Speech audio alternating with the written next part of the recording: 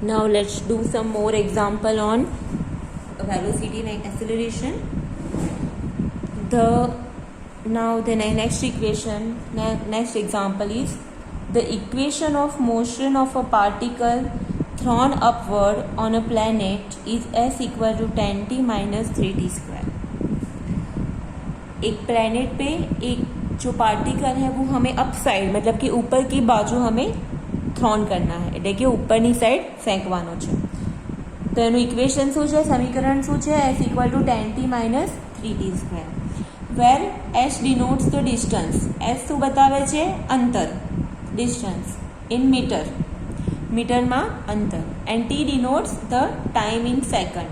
t જે છે એ time બતાવે છે સેકન્ડમાં. એટલે કે તમને સમજ પડી, એક કણ છે, સમજો કે એક પથ્થર છે, એક પાર્ટિકલ છે કોઈ, અને આપણે ઉપરની સાઈડ કોઈ એક પ્લેનેટ પર ફેંકવાનો છે, બરાબર છે. અને એનું ઇક્વેશન ઓફ મોશન જે છે S equal to 10t minus 3t square છે. અને એસ જે છે એ ડિસ્ટન્સ રિપ્રેઝેન્ટ કરે છે મીટરમાં અને ટી સમય રિપ્રેઝેન્ટ કરે છે સેકન્ડમાં. Now after how many seconds will the particle fall back on the planet. मतलब कि कितनी सेकंड बाद पार्टिकल फिर से जमीन पे आ जाएगा. ओके, એટલે કે જ્યારે આપણે પાર્ટિકલ ઉપરની ફેંકીએ છીએ તો કેટલો ટાઈમ સમય શોધવાનો છે. આપણે જ્યારે ફેંકીએ છીએ એ ઉપર જાય છે અને પાછો નીચે આવે છે, તો એ માટે ટોટલ ટાઈમ કેટલો લાગશે એ આપણે શોધવાનો છે. What is the acceleration due to gravity of that planet. એટલે કે ગ્રેવિટી એટલે કે ગુરુત્વાકર્ષણ બળ, બરાબર છે. તો એનો ગુરુત્વ પ્રવેગ શું છે. એક્સિલરેશન ડ્યુ ટુ ગ્રેવિટીનો અર્થ થશે ગુરુત્વ પ્રવેગ શોધવાનો છે એ પ્લેનેટનો. તો પ્રવેગ માટે એટલે કે એક્સિલરેશનનું સૂત્ર તો છે જ આપણે a equal to dv by dt. So we can directly find that gravity, acceleration due to gravity. ચલો, તો એસ આપ્યું છે આપણને. We are given the equation of motion is 10t minus 3t square. Okay, now मैंने आपको एक notes में दिखाया था कि जब भी पार्टिकल हम ऊपर थ्रो करते हैं तब जब वो हाईएस्ट मैक्सिमम हाइट जब रीच करेगा, तब अटेन करेगा, तब उसके वेलोसिटी क्या हो जाएगी, 0 हो जाएगी. मतलब उतना डिस्टेंस वो कवर करेगा. ठीक है, तो पहले हम लोग s equal to 10t minus 3t square पे से वेलोसिटी फाइंड करते हैं. Velocity v equal to ds by dt, वो हो जाएगा 10, t का डिफ्रेंशिएशन 1, t स्क्वायर का डिफ्रेंशिएशन 2t. सो v हो जाएगा 10 माइनस 60. अब समझो कि ये एक पार्टिकल है, ये पार्टिकल को हम थ्रो करते हैं अप साइड. उसकी मैक्सिमम हाइट ये होगी, फिर वो नीचे गिरना स्टार्ट होगा and then it will fall back. तो हमें टोटल टाइम फाइंड करना है. जब ऊपर जाएगा, मैक्सिमम हाइट रीच करेगा, तब कितना टाइम होगा और सेम टाइम नीचे लगेगा हमें. फाइन, तो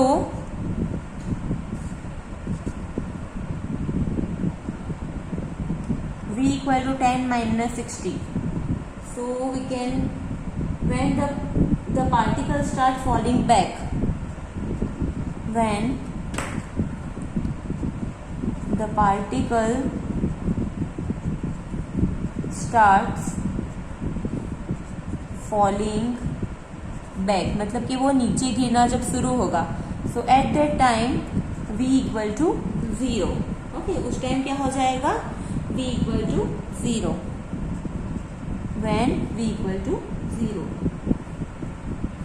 So therefore 10 minus 60 equal to 0. So therefore 60 equal to 10. So this implies t equal to 10 by 6. So ये हो जाएगा 5 by 3. So t equal to 5 by 3. अब टोटल टाइम कितना लगेगा उसको. So therefore total time of going upward and downward is equal to, ये जो समझो कि ये पार्टिकल जब हम लोग स्टार्ट करते ऊपर फेंकना, ऊपर थ्रो करना, तब टाइम 0 है, फिर वो t इक्वल टू 5/3 उस टाइम पे वो मैक्सिमम हाइट रीच करेगा और फिर वो नीचे गिरना शुरू करेगा। तो मतलब कि जब वो नीचे गिरना शुरू करता है एट दैट टाइम क्या हो जाएगा यहाँ पे v इक्वल टू 0। ओके, तो इसीलिए हमने v इक्वल टू 0 कंसिडर किया। तो t इक्वल टू 5/3 मतलब कि t इक्वल टू 5/3 सेकेंड पे v इक्वल टू 0 हो जाएगा। फिर नीचे जब गिरेगा वो पार्टिकल तब सेम टाइम लगेगा। तो total time of going upward and then down backward, तो ये हो जाएगा 2 × 5/3, डबल हो जाएगा ना, तो ये हो जाएगा 10/3। तो 10/3 सेकेंड्स लगेंगे। 10/3 सेकेंड्स के बाद वो फिर से ज़मीन पे आ जाएगा। मतलब कोई एक प्लैनेट है, उस पर हम एक पत्थर फेंकते हैं तो ऊपर जाके नीचे आने तक का टाइम टोटल क्या हो जाएगा 10/3 सेकेंड्स। सो देयरफॉर अब हमें फाइंड करना है एक्सीलरेशन ड्यू टू ग्रेविटी। उसको हम गुजराती में गुरुत्व प्रवेग भी बोलते हैं, गुरुत्व प्रवेग। तो ये हो जाएगा एक्सेलरेशन का फॉर्मूला dv/dt। तो 60 माइनस 10 माइनस 60 का 10 का 0, ये 60 का 1, सो आंसर इज -6 मीटर प्रति सेकंड स्क्वायर। ओके, सो ग्रेविटी उसकी हो गई -6 मीटर पर सेकंड स्क्वायर। अगेन यहाँ पे क्वेश्चन क्या था वो आप समझो कि एक प्लेनेट पे हम लोग एक पार्टिकल को अपसाइड हम थ्रो कर रहे हैं और फिर वो अपनी मैक्सिमम हाइट अटेन करके फिर नीचे गिरेगा। तो ऊपर जाके नीचे गिरेगा तब तक का टोटल टाइम हमें फाइंड करना है। तो हमें इतना पता है कि जब ये पार्टिकल जब मैक्सिमम हाइट अटेन करेगा तब उसकी वेलोसिटी हो जाएगी 0। तो हमने the particle start falling back, जब भी वो नीचे गिरना स्टार्ट होगा तब उसका वेलोसिटी 0 हो जाएगी। तो मतलब 10 माइनस 60 इज 0, 60 तो t हमें मेरा 5/3। तो ये t इक्वल टू 5/3 टाइम बस ऊपर जाने का है, नीचे आने का भी सेम टाइम लगेगा, तो उसको 2 से मल्टीप्लाई कर दिया।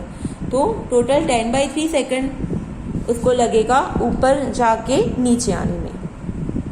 और जो एक्सेलरेशन ड्यू टू ग्रेविटी है, मतलब कि गुरुत्व प्रवेग, वो तो हमें सिंपली यहाँ पे एक्सेलरेशन की फॉर्मूला dv/dt से मिल जाएगा।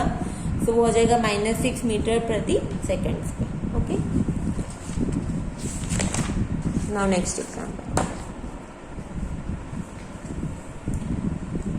A bullet fired from a gun enters a block of a wood according to the law s equal to 18t minus 1/6 t cube। मतलब कि एक गन में से हम बुलेट फायर करते हैं तो वो एक वुडन ब्लॉक है उसमें एंटर होता है। ओके, तो उसका जो इक्वेशन होगा मोशन का वो है 18t minus 1/6 t cube। यहाँ पे s रिप्रेजेंट करता है distance in centimetre. Okay, centimetre में डिस्टेंस रिप्रेजेंट करेगा और t है time in second. How far the bullet go in the wood. अब यहाँ पे ये देखना है कि वुड में, ये वुडन जो ब्लॉक है उसमें कितने तक अंदर ये हमारी जो बुलेट है वो जाएगी। तो इसका इक्वेशन तो अब वो हम फाइंड करेंगे। अब ये देखो कि जब भी बुलेट जब वहाँ पे स्टॉप हो जाएगी तब उसकी वेलोसिटी ऑब्वियसली 0 हो जाएगी। ठीक है, हम जब बुलेट फायर करते हैं तब उसकी वेलोसिटी हाईएस्ट होती है, वो फिर धीरे धीरे धीरे कम हो जाएगी और फिर एक टाइम पे वो स्टॉप हो जाएगी। तो हम लोग पहले क्या करेंगे, वेलोसिटी को 0 कंसिडर करेंगे, तो उस पे से हमें टाइम मिल जाएगा कि कितना टाइम लगा। फिर ये हमारे पास जो इक्वेशन है कितना डिस्टेंस ट्रैवल, वो ये डिस्टेंस का ही इक्वेशन है। तो उसमें हम वो टोटल जो t हमें मिलेगा वो यहाँ पे ये वो वैल्यू यहाँ पे पुट करेंगे तो हमें मिल जाएगा distance travel by the bullet. तो चलो यहाँ पे s जो है that is 18t minus 1/6 t cube। उस पर हम वेलोसिटी फाइंड करते हैं. So therefore velocity v equal to 18 t का डिफरेंशिएशन 1, t क्यूब का 3t square, 3 2 6. So velocity v is 18 minus 1/2 t square. Now when the bullet stops in the wood, v equal to 0. Obviously जब bullet wooden block में stop हो जाएगी तब उसकी velocity क्या हो जाएगी, 0 हो जाएगी. So therefore 18 minus 1/2 t square हो जाएगा 0. So therefore 18 equal to half t square. So t square equal to 36. So time t is plus और minus 6, but time is always as positive, taken as positive. So t is 6 second. Okay, t is 6 second.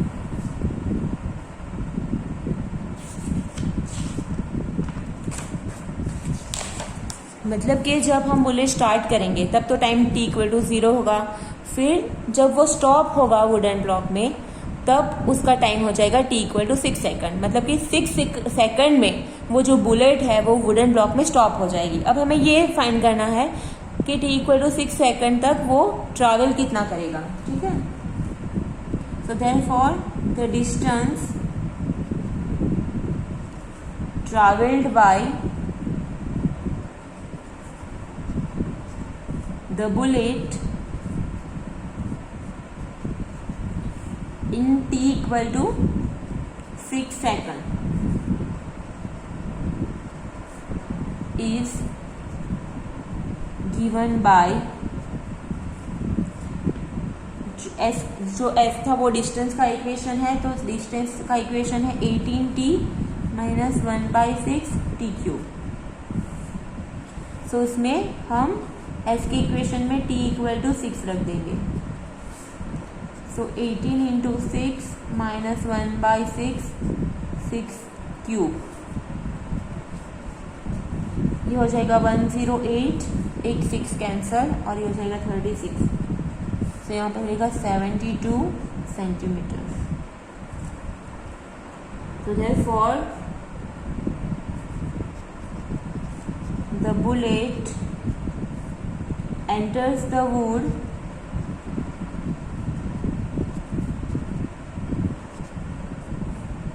up to 72 centimeters. Okay.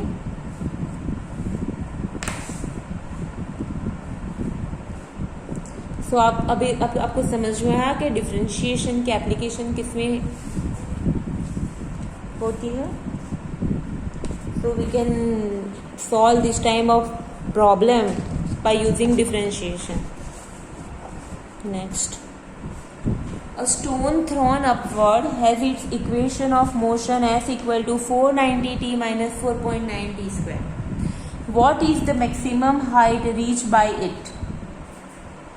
एक stone है, मतलब पत्थर है, उसको हम ऊपर की दिशा में थ्रो करते हैं. उसका इक्वेशन ऑफ मोशन है 490t माइनस 4.9 t स्क्वायर. तो वो हमें मैक्सिमम हाइट कितनी रीच करेगा वो हमें फाइंड करना है. मतलब कि f फाइंड करना है जब उसकी वेलोसिटी 0 हो जाती है. चलो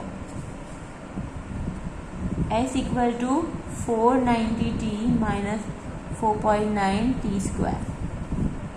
सो velocity v equal to 490t का डिफरेंशिएशन 1, t स्क्वायर का 2t. सो वेलोसिटी v हो जाएगी 490 minus 9.8 t. Now when stone reach its maximum height v equal to 0. वो तो हमने नोट्स में भी दिखाया कि जब कोई भी चीज़ उसकी मैक्सिमम हाइट अटेन करेगा तो वेलोसिटी क्या हो जाएगी, वेग हो जाएगा ज़ीरो, उसकी वेलोसिटी ज़ीरो हो जाएगी। So therefore 490 minus 9.8t equal to zero. So therefore t हो जाएगा 490 अपॉन 9.8। ये इसको हम 49 इंटू 10 लिख सकते हैं और 9.8 को 4.9 इंटू 2 लिख सकते हैं। तो therefore t equal to 49 into 10। ये 4.9 को 49 अपॉन 10 ऊपर चला जाएगा into 2। So 49 cancel, 2 into 5 10, so ये हो जाएगी 50 सेकंड्स। सो मतलब at t equal to 50 second वो अपनी मैक्सिमम हाइट रीच करेगा, वो पत्थर, वो स्टोन। अब हमें तो क्या फाइंड करना है, what is the maximum height reach by it. तो वो हाइट कितनी रीच होगी वो हमें फाइंड करना है। तो वो ये t इक्वल टू 50 सेकंड हम s की इक्वेशन में रख देंगे। ओके, ये इक्वेशन में रख देंगे क्योंकि ये डिस्टेंस का इक्वेशन है। So therefore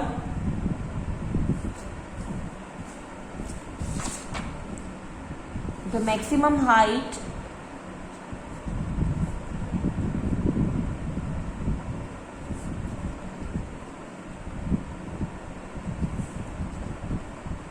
reached by stone at time t equal to 50 seconds is s के इक्वेशन में हमें रखना है t equal to 50। Now what is equation of s? s का इक्वेशन है 490t माइनस 4.9t स्क्वायर। उसमें t इक्वल टू 50 रखना है। 490 इंटू 50, 4.9 इंटू 50 स्क्वायर। अगर आप ये कैलकुलेटर में सिंप्लीफाई करोगे तो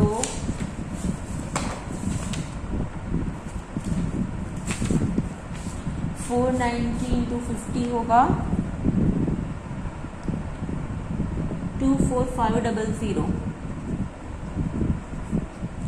और 50 स्क्वायर करो इंटू 4.9 करो तो उसका आंसर आएगा 12250।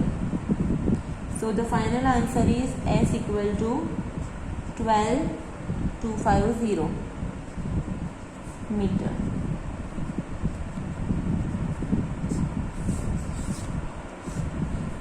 ओके, तो उसकी मैक्सिमम हाइट होगी 1208 250 मीटर।